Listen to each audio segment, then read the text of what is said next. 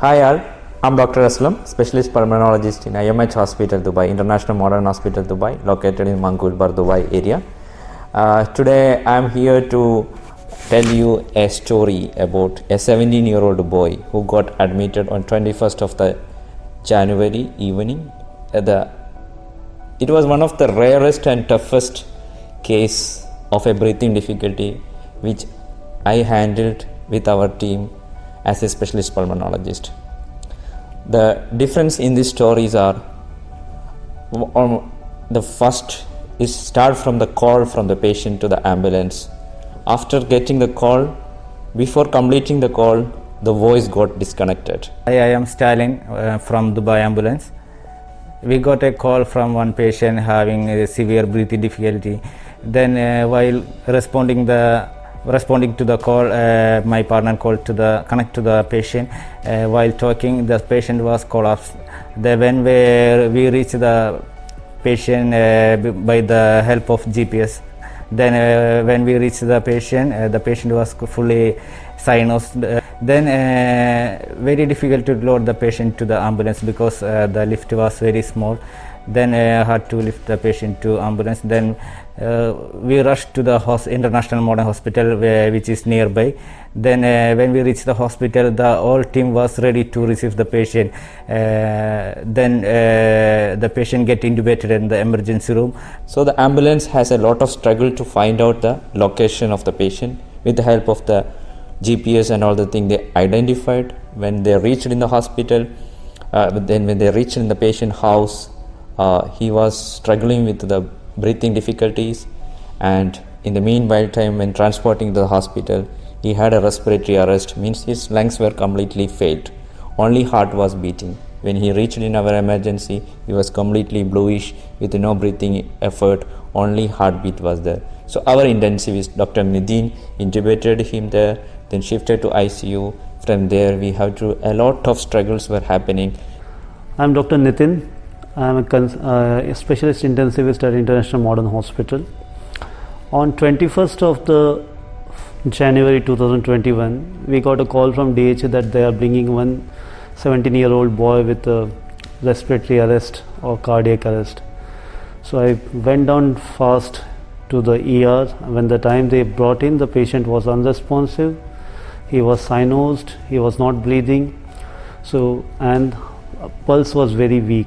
So immediately we intubated the patient and put on AMBU ventilation with oxygen, but we realized that it was very difficult to even AMBU him. His lungs were so stiff at that point of time. And he is a known case of asthma, so he had a severe asthmatic attack which was not responsive to the conventional mode of treatment like nebulization, steroids. So we immediately shifted him to the ICU and tried to ventilate with a ventilator and lot of anesthetic medication above and normal conventional therapies for asthma. But in spite of all those things, he used to be in a persistent state of bronchospasm. So next day we tried upon anesthesia machine with sevoflurane connected, and we continued with sevoflurane, ketamine infusion, propofol infusion, but still he had a persistent bronchospasm. It was greatly reduced, but there was still persistence of bronchospasm. From the history from the mother was not at the house. From the history, it was saying that he was having a history of asthma and some food allergy and all the things. That was the only history we got. Then other history, he called the ambulance and respiratory failure and all the things. So we have to treat as an asthma exacerbation with some unknown trigger, allergen triggers. So when treated with the conventional therapies, then it was not relieving. With the ventilator, it was not relieving. Then we connected to the anesthesia ventilator with the sevoflurane. That was also not relieving. Then we have connected with the all the medicines available in the hospital, and we arranged outside hospital, outside pharmacies. We had a call with other hospitals. We arranged some rare medicines which are given in such scenarios. Still his condition was critical. Then we have to go for a lung scanning, which was showing lung block was there, with the blood vessel block was there. For medicine was started for that also. Still the disease was progressing. Then he had a cardiac arrest. Then After that cardiac arrest, 3 times his heart went to arrest. Then he had to give the cardiac resuscitation. Then even after the resuscitation, when the heart started working, the lungs were still, the right side of the lung were still not working. Then we had to give this we are suspecting about some air leak in the right side of the lungs. For that we have to immediately put a chest tube by our surgeon. Then slowly everything started to improving. So here it was a teamwork of intensivist, emergency room doctors, the ICU doctors, then the other specialists like cardiologist, neurologist, physiotherapist. We had to consult a lot of other departments. Our dietitian has to prepare a special list of the food item for him because he has a multiple list of allergy. Then we done an allergy workup panel which was also showing he's having allergic to multiple foods, and we had to restrict that one.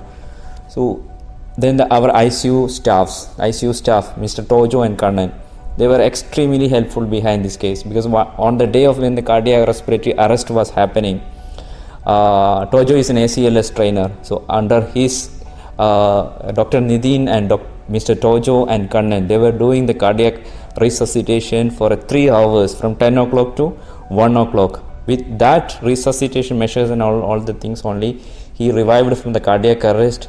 Then our surgeon, Dr. Shiva, who immediately when we identified there is a pneumothorax is there, Dr. Shiva came to the scene. He rushed to the scene and put the intercostal tube drainage immediately. So with God's grace, with all the good teamwork, all the specialists who taken care, after around 2 weeks he spent in the hospital. Then he got discharged in a stable condition.